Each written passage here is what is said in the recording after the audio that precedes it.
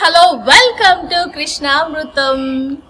రేపే వైకుంఠ ఏకాదశి. ఎంతో పవిత్రమైన రోజు. ఎంతో పుణ్యం చేస్తే గాని మనకు వైకుంఠ ద్వార దర్శనం దొరకదు అనేసి అంటారు. అలాంటి ఆ వైకుంఠనాథుణ్ణి, ఆ దేవదేవుడిని, ఆ నారాయణ్ణి చేరాలంటే మరి పుణ్యం కావాలి కదా. పుణ్యం చేయాలంటే మనము ఆలయాలకు వెళ్ళాలి కదా. మన చుట్టుపక్కల, చిత్తూరు చుట్టుపక్కల పంచ వైష్ణవ క్షేత్రాలు ఉన్నాయని మీలో ఎంతమందికి తెలుసు? తెలియకపోతే ఈ వీడియో పూర్తిగా చూసేయండి, స్కిప్ చేయకుండా చూడండి. పంచ వైష్ణవ క్షేత్రాలు చోళుల కాలం నుంచి వచ్చినటువంటి అత్యంత ప్రాచీనమైన ఆలయాలు మీకోసం ఈ వీడియో.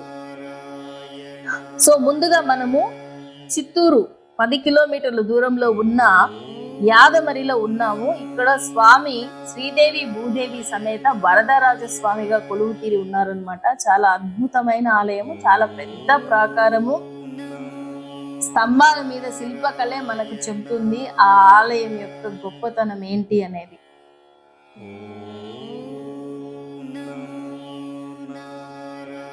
సో చూశారు కదా యాదమరి ఆలయము. ఇప్పుడు మీరు చూడబోయేటువంటి ఆలయము శ్రీ వరసిద్ధి వినాయక స్వామి కొలువు తీరిన కాణిపాకంలో ఆలయంకి ఎదురుగుండా ఎడమ వైపు కొలువు తీరిన శ్రీ వరదరాజ స్వామి ఆలయం అన్నమాట. ఇది ఎంతో ప్రసిద్ధిగాంచిన ఆలయము. కానీ కాణిపాకం వెళ్లే వాళ్ళు స్వామి వారిని, వినాయకుడిని చూసుకునేసి వెళ్ళిపోతూ ఉంటారు. అలా కాకుండా చిత్తూరుకి కేవలం 10 కిలోమీటర్ల దూరంలో ఉండేటువంటి కాణిపాకంలో చోళరాజులచే నిర్మించినటువంటి అత్యంత సుందరమైన ఆలయము ఈ వరదరాజస్వామి ఆలయము.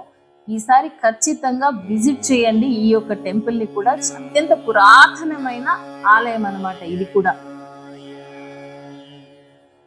సో ఈ టెంపుల్స్ అన్ని కూడా ఒకటే ప్యాటర్న్ లో, అంటే ఒకే రకంగా ఉంటాయి అన్నమాట. అన్ని ఆలయాలు కూడా ఇప్పుడు మనం చూసుకునే ఆలయాలు అన్ని కూడా ఒకే రకంగా ఉంటాయి. స్వామి వారు కూడా ఒకే రకంగా కొలువు తీరి ఉన్నారనమాట.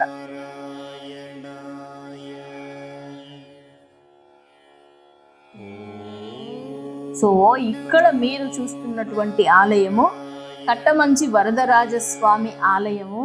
ఈ ముందరి నుంచి చూస్తుంటేనే మీకు అర్థమైపోతుంది ఈ టెంపుల్ చాలా ప్లెజెంట్ గా ఉంటుంది, చాలా అద్భుతంగా ఉంటుంది. మెయింటెనెన్స్ అయితే చాలా చక్కగా ఉందనే చెప్పాలి. ఇక్కడ కూడా స్వామివారు శ్రీదేవి భూదేవి సమేత వరదరాజస్వామి కట్టమంచిలో కొలువు తీరి ఉన్నారు. చిత్తూరులో ఎటు తిరిగి చూసుకున్నా మనకు 3 కిలోమీటర్ల నుంచి 6 కిలోమీటర్ల వరకు మాత్రమే మనకి ఆలయం డిస్టెన్స్ అనేది అనిపిస్తుంది. సో ఇక్కడ చూస్తున్నారు కదా, ముందర ఇలా మండపము, లోపల ఇంకొక మండపము, ఆ తర్వాత గర్భాలయం. ఈ టెంపుల్స్ అన్నీ కూడా ఇదే ప్యాటర్న్ లో ఉంటుందండి. యాదమరి తీసుకోవచ్చు, అదే విధంగా మనము కలవకుంట ఆలయం కానీ, ఇది వరకు చూసిన కాణిపాకం కావచ్చు, ఇంకొక అద్భుతమైన వావిలి తోట కావచ్చు, ఇవన్నీ కూడా ఒకే ప్యాటర్న్ లో ఉంటాయి అన్నమాట. సో ఇదే విధంగా లోపల కొలువు తీరిన స్వామి వారు కూడా శ్రీదేవి భూదేవి సమేత వరదరాజ స్వామి అన్నమాట. ఇంకొక విషయం మనం ఇక్కడ చెప్పుకోవాల్సింది ఏంటంటే, శివ వైష్ణవ భేదం లేకుండా ముందుగా వరదరాజస్వామి కొలువు తీరి ఉంటే, కొంచెం లోపలి వైపుకి పెద్ద ఆలయాలే శివాలయాలు కొలువు తీరి ఉన్నాయన్నమాట. శివాలయాలు ఆల్రెడీ మనం కొన్ని చేస్తున్నాము ఇదే కృష్ణామృతం ఛానల్లో.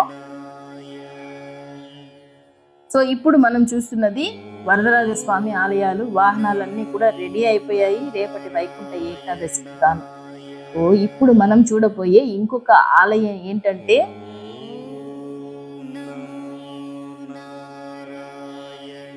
చిత్తూరుకి 19 కిలోమీటర్ల దూరంలో ఉన్నటువంటి శ్రీదేవి భూదేవి సమేత లక్ష్మీనారాయణ స్వామి ఆలయము. ఇది కలువకుంట ఆలయము. కలువకుంటలో ఉంది. మనం కలువకుంట అనగానే ముక్కంటీశ్వర ఆలయం మాత్రమే మనకు తెలుసు, ఎందుకంటే ఆలయం చాలా పెద్దగా ఉంది కాబట్టి. ఇది కూడా మనకు చోళరాజులచే నిర్మించినటువంటి ఆలయము. కాకపోతే ఇక్కడ ఏం చేశారంటే మొత్తం గోడ కట్టేసి సున్నం అంతా వేసేసినందువల్ల మనకు అంత పాతది అనే భావన రాకపోవచ్చు, కానీ లోపల స్తంభాలు కానీ అవన్నీ కూడా చాలా పురాతనమైన ఆలయం అన్నమాట. ఇక్కడ కూడా స్వామి శ్రీదేవి భూదేవి సమేత వరదరాజస్వామి చాలా అద్భుతంగా ఉంటారు, చాలా అందంగా ఉంటారు. సో లోపల చీకటిగా ఉన్నందువల్ల నేను విజువల్స్ సరిగా తీయలేకపోయాము. మీకు పక్కనే బాక్స్ లో స్వామి వారి రూపాన్ని ఫోటో పెట్టున్నాను, చూడండి.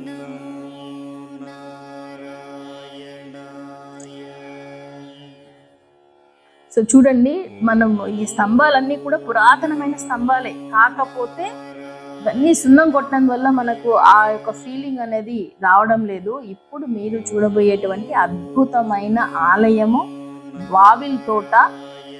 చిత్తూరు నుంచి 27 కిలోమీటర్ల దూరంలో ఉంది ఈ యొక్క వావిల్ తోట అనేటువంటి గ్రామము.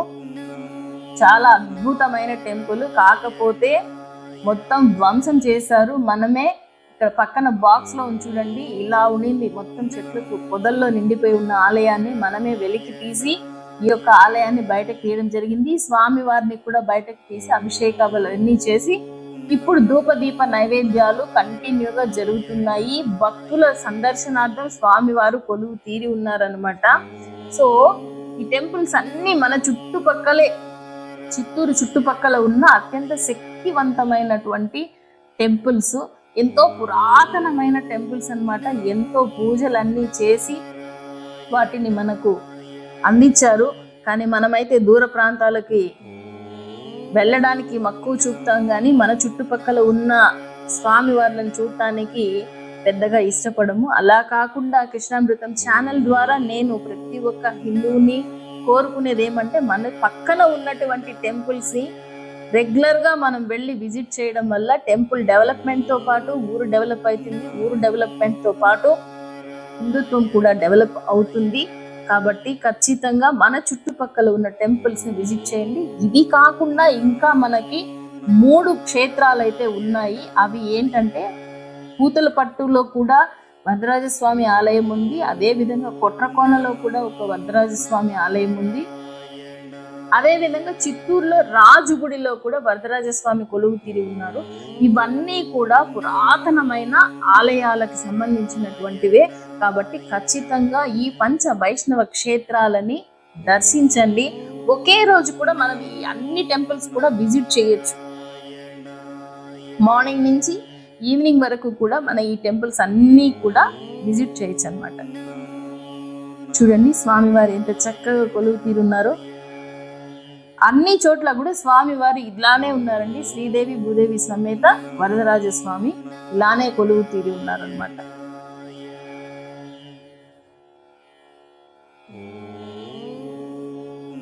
ఖచ్చితంగా కృష్ణామృతం ఛానల్ ని లైక్ చేయండి, షేర్ చేయండి, కమెంట్ చేయండి, సబ్స్క్రైబ్ చేసుకోవడం మర్చిపోకండి. సబ్స్క్రైబ్ చేసుకున్న తర్వాత పక్కనే ఉన్న బెల్ ఐకాన్ ని ప్రెస్ చేయండి.